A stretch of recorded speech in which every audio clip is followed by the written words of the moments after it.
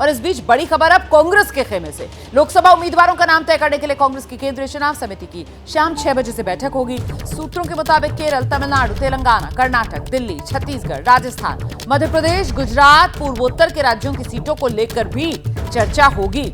सूत्र बता रहे हैं ज्यादातर मौजूदा सांसदों को दोबारा मौका मिल सकता है। उम्मीदवारों के चयन में जातीय समीकरण और जिताऊ फैक्टर को जाहिर सी बात है ध्यान में रखा जाएगा। सीधे आपको लेकर चलते हैं हमारे साथ हमारे सहयोगी जैनेंद्र इस वक्त मौजूद हैं, लेकिन उससे पहले आपको जरा कुछ और जानकारियां दे देते हैं। कांग्रेस का चिंतन उम्मीदवारों को लेकर जो कांग्रेस मंथन करेगी, इसको लेकर जो खबर सामने निकल कर आ रही है वही बैठक कांग्रेस की केंद्रीय चुनाव समिति की ये बैठक होनी है। शाम 6 बजे बताया जा रहा है ये बैठक होगी। समय देख लीजिए, शाम 6 बजे है, कांग्रेस मुख्यालय में ये बैठक होगी। इतना ही नहीं, इस बैठक में बताया जा रहा है 100 उम्मीदवारों के नाम पर चर्चा मुमकिन है। और फोकस कहां पर रहेगा उम्मीदवारों के नाम को सिलेक्ट करने में, वो जातीय समीकरण पर, जिताऊ फैक्टर पर। यह है फोकस जो रहने वाला है कांग्रेस पार्टी का।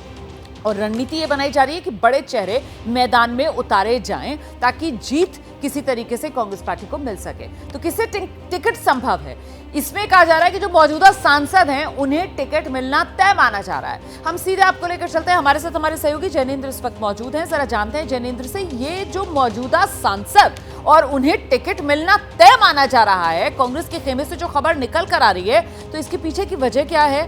क्या यही बेस्ट चॉइस कांग्रेस पार्टी के लिए, या फिर कहीं ना कहीं जिस तरीके से मिलिंद देवड़ा, अशोक चव्हाण से लेकर एक भगदड़ सी दिखाई दी है कांग्रेस में, तो कहीं टिकट काटकर वो भगदड़ की मुसीबत ना मोल लेनी पड़ जाए, इसी वजह से रिपीट होंगे सांसद?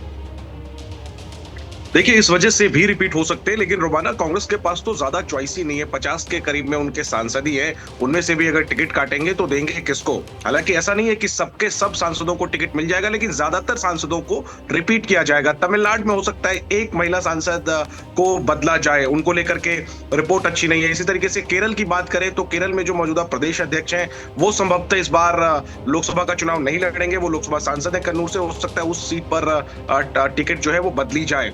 और क्या जानकारी मिल रही है? क्या जो पहली लिस्ट आएगी उसमें जीते हुए जो सांसद हैं, जीती हुई जो सीटें हैं, उस पर उम्मीदवारों के नाम का ऐलान होगा, या फिर जहां पर पिछली बार पार्टी हारी थी उन सीटों से शुरुआत करने वाली है? देखिए, ऐसा कोई सेट पैटर्न नहीं होगा।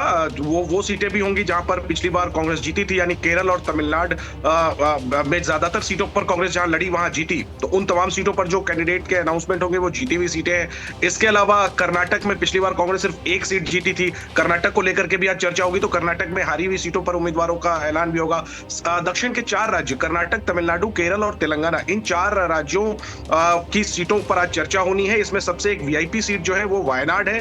देखना है कि क्या राहुल गांधी, हालांकि इसको लेकर स्थिति थोड़ी सस्पेंस में है कि राहुल वायनाड से दोबारा लड़ेंगे या नहीं लड़ेंगे। आज स्थिति स्पष्ट हो सकती है कि क्या वायनाड की जो सीट है केरल, वहां से जो सिटिंग सांसद है यानी राहुल गांधी, वो एक बार फिर वायनाड से दावा पेश करेंगे।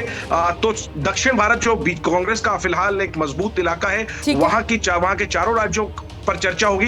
इसी वजह से आज की सीसी महत्वपूर्ण है। ये पहली सीसी है और जल्द कांग्रेस की पहली लिस्ट जारी हो सकती है बैठक के बाद। बहुत शुक्रिया आप सभी का इस तमाम जानकारी के लिए। तो उम्मीदवारों के नाम को लेकर ये मंथन का दौर जो अब जोर पकड़ता हुआ नजर आ रहा है। जैसे ही घड़ी का काटा दोपहर 2:30 पे आए, बबीता जी का दिल सास बहू साजिश के लिए मचल जाए।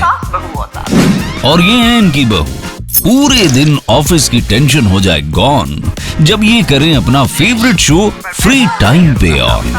इनकी तरह आप भी देखें अपना फेवरेट शो अपने टाइम पर और डाउनलोड कीजिए एबीपी लाइव ऐप अपने स्मार्ट टीवी पर।